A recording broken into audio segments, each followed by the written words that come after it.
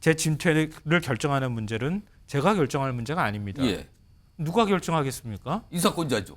그렇죠. 대통령이 결정하겠죠. 아직 윤 대통령의 결정이 안 났다. 아. 윤 대통령 입장에서 마냥 한동훈 장관이 이번 총선에 얼굴 간판 역할을 하는 게 달갑지만은 않을 것이다라고 생각하고요.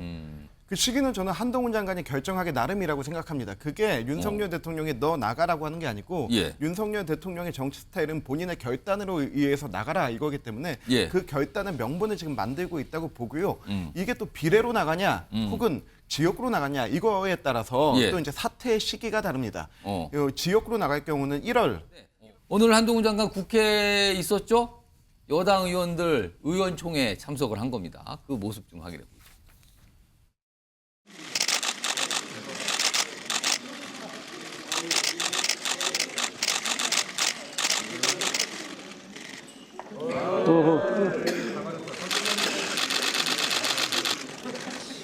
오늘 특별히 우리 한동훈 법무부 장관께서 정책의정 첫 번째 과제인 이민관리청 등 설립과 관련된 제안 설명을 직접 하러 오셨습니다. 여러분 큰 박수로 환영해 주십시오.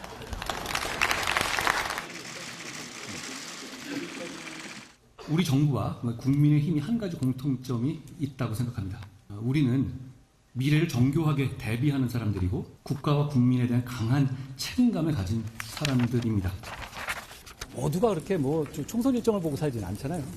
제가 진퇴하는 문제는 제가 정하는 문제는 아닙니다. 그렇다면 저는 매일매일 하루하루 최선을 다해야 한다고 생각합니다. 오늘도 그런 차원의 일환이고요. 자, 이동석 전 행정관. 네. 이민청과 관련돼서 설명도 하고 논의를 하는 정책의원총회, 여당 의원들이 참석하는 정책의원총회를 간 것뿐이다. 이게 이제 공식적인 설명이에요. 네. 근데 정치권에서는 그렇게 생각을 안 하는 것 같아요. 사실상 이건 여당의 신고식을 한 셈이 됐다. 지금 총선과 얘기 아주 강하고 진하게 나오는 상황에서 저길 갔어요. 여당 의원들과 인사하는 신고식을 아주 치른 것이다. 어떻게 봐야 됩니까? 뭐 신고식을 화려하게 치렀다. 아, 화려하게 치렀다. 저는 그렇게 평가하고 싶습니다. 오. 지금 한동훈 장관의 이 워딩을 보면요. 예, 지금 정치인에게 가장 중요한 덕목이 있습니다. 학연, 지연. 예.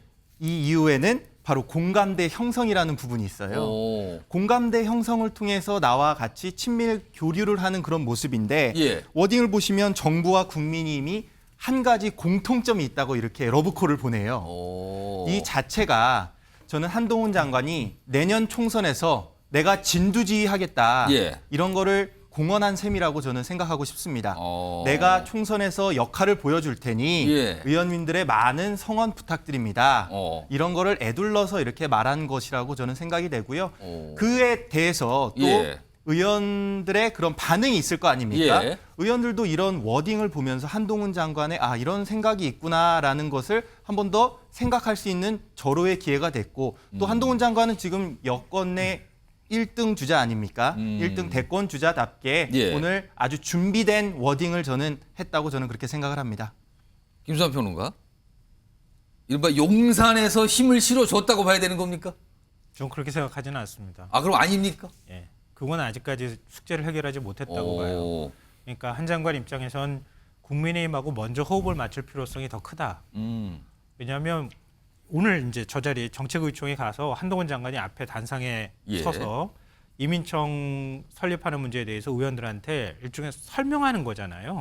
이렇게 도와주십시오. 이렇게 좀 했으면 좋겠습니다라고 할 때 그 맞은편에 앉아 있는 의원들은 어떤 생각이 들까요?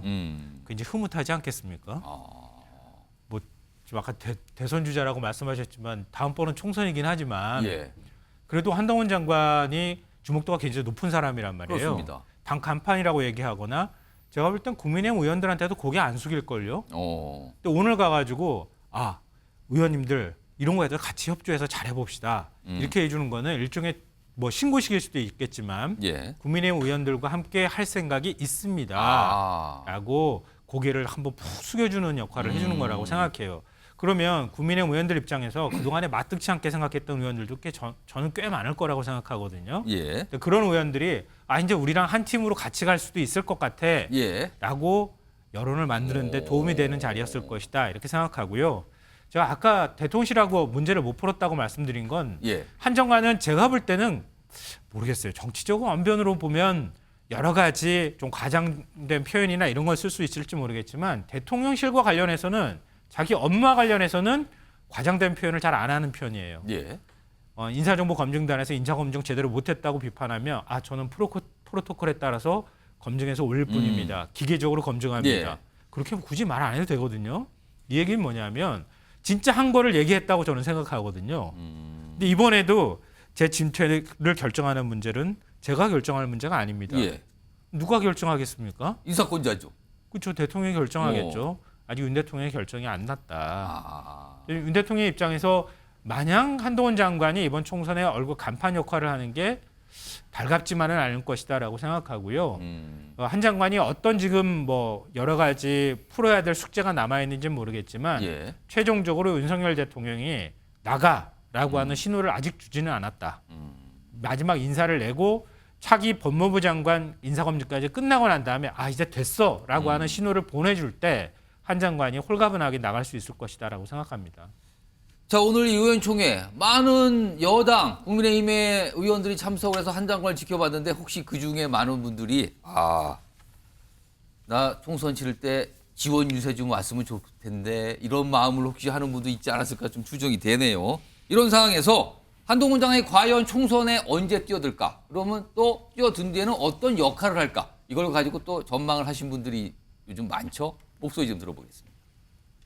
한동훈 장관이 만약에 장관직을 벗어나는 순간 그것은 국민적으로 이분은 정치 시작하는구나 이렇게 이제 관심이 집중될 거예요. 한동훈 장관이 정치에 데뷔하는 시점 이런 것들을 좀 정치적으로 효과를 극대화시키기 위한 타이밍 조정도 필요하지 않겠습니까? 그런 차원으로 저는 이해를 합니다. 지금 한동훈 장관은 정치인 행보를 하고 있지 않습니까? 네. 근데 이제 차라리 당에 빨리 와서 자기 역할을 가지고 이제 당이 지금 위기거든요. 네. 당의 위기를 극복해 나가는데 역할을 좀 해야 정치 리더로서 서는 것이 지금 셀럽이죠. 네.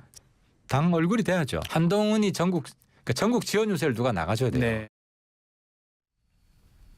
자, 정치권 좀 평소에도 많이 좀 지켜보고 계신 이승환 전 행정관인데 네. 제가 질문을 몇 개를 네.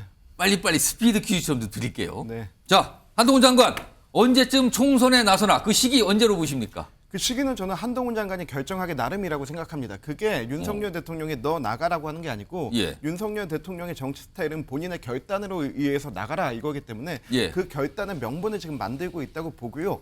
이게 또 비례로 나가냐 혹은 지역구로 나가냐 이거에 따라서 예. 또 이제 사퇴의 시기가 다릅니다. 어. 지역구로 나갈 경우는 1월 11일까지 해야 되고요. 사태는 좀 그 기간이 많이 예. 남아 있거든요. 그래서 그 정도의 마지막 1월 초의 마지막까지 좀 보지 않을까 이렇게 생각합니다. 그러면 좀 말씀하셨는데 총선에 나선다면 지역구입니까? 비례입니까? 지역구라면 어디입니까? 저는 지역구라고 하면은 예. 그래도 한동훈 장관이 지금 선거에 기여할 수 있는 부분이 큽니다. 예. 제가 이제 서울에서도 가장 험지라고 하는 중랑구에서 뛰고 있는데 만약에 중랑구에 지원 유세 누구 데려올래라고 하면은 예. 저는 한동훈 장관이 1번입니다. 네, 그런 면에서는 맞았으면 좋겠다고 네. 바라시는 것 같네요, 네, 지금. 한 번째 예. 아예 그냥 험지로 가서 이재명 대표 같은 그런 캐릭터와 붙든지 예. 두 번째 좀 서울의 어떤 강남이나 강북권으로 와서 그 권역 선거를 이끌든지 예. 세 번째 아니면 비례로 나가서 전국 지원 유세를 할지 예. 이건데 저는 세 번째 안이 가장 적당하지 비례. 않을까 생각합니다. 전국을 이끈다. 네네. 마지막 질문 드리겠습니다. 총선에 뛰어들면 선대에서 역할을 할 걸로 보이잖아요, 누구나. 어느 정도의 역할, 어느 정도의 자리를 가지면서 총선에 기여를 한다. 어느 자리입니까? 한동훈 장관은 선대에 안 들어가도 됩니다. 오. 독자 플레이가 오히려 더 매력적입니다. 그냥 그 비례 순번 그 후순위 어느 정도 받고 예. 그냥 그 한 유세단을 하나 같이 만들어서 오. 같이 이렇게 전국에 의미 있는 지역구를 같이 다니는 게 어떨까 하는 게 괜히 뭐 제 선대에 생각입니다. 맞춰서 회의만 하고 다니고 이럴 필요 없다는 그럼 겁니까, 여의도에 지금? 발 묶였을 필요 없고요. 오. 유세단 하나 만들어가지고 전국 다니는 게 제일 좋을 것 같습니다. 갑자기 질문이 하나 더 생겼는데 이제 비례라고 예상하셨잖아요. 그럼 비례 몇 번 정도가 적당하다고 보세요? 지난번에 저희가 19번까지 됐습니다. 19번까지 됐고 이 예. 홀수번은 여성이잖아요. 그래서 그렇습니다. 저는 한 18번 정도까지 하는 게 어떨까? 18번 정도로 후순이네요. 그럼 간당간당할 수도 있는 거 아닙니까? 이 정도까지가 우리의 최후 저지선이다. 아. 라고 하는 좀 각오하라. 결기는 보여줘야죠. 본인 당선까지 만들어내라. 그게 아니면 16번 정도까지. 16번 또는 18번 정도가 좋지 않을까라는 전망이었습니다. 네. 알겠습니다.